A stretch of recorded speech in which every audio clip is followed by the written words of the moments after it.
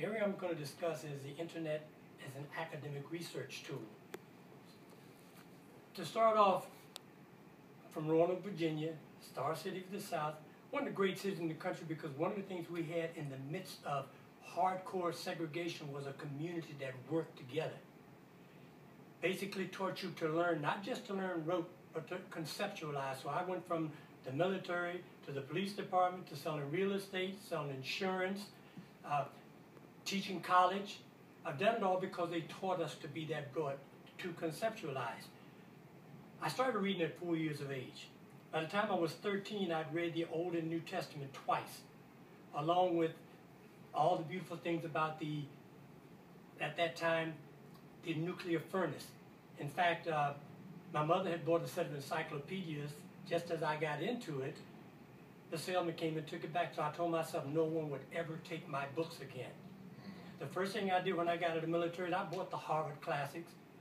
I bought the great books of the Western world. I read pretty much everything that I had read before, but one day I decided my daughter was going to an HBCU. I took her to Hampton, I took her to Howard, I took her to Morgan. One of the fantastic things happened that changed me was I bought her a computer. Reading all the hard stuff, learning it the hard way, when I got a computer, there was a thing called research and learn.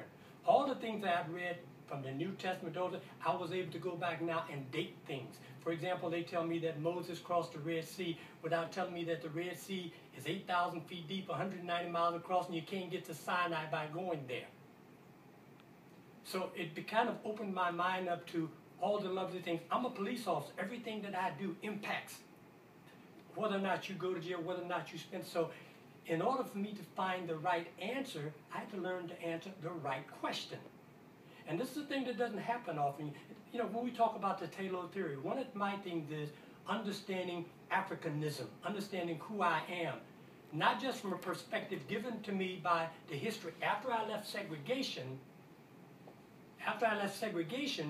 but the history I was learning as a student at City College of San Francisco, at San Francisco State University, even what I learned at the University of Maryland when I was stationed in England. I was able to go to Cambridge and Oxford, and the stories that I heard in the United States, they weren't buying them in England, but they sold them to us and we bought them. Now, I decided to change my major. I'd been a history major, history didn't work.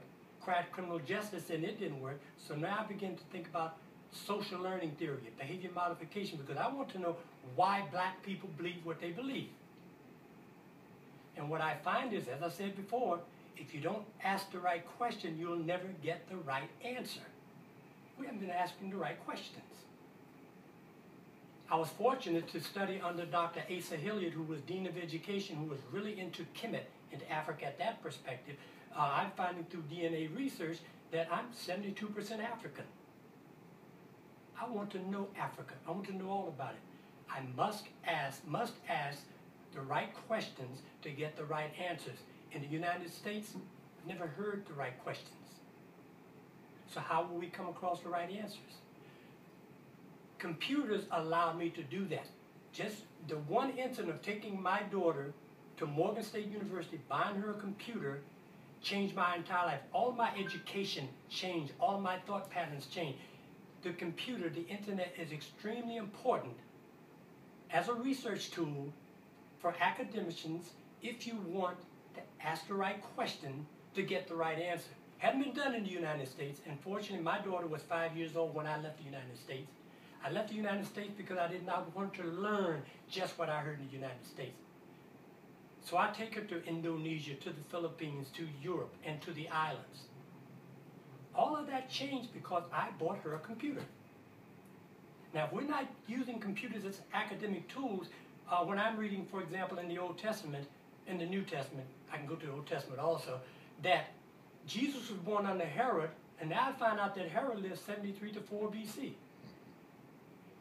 That's in the first chapter, Matthew. When I go into the second chapter, I found that Jesus was born under Quirinius.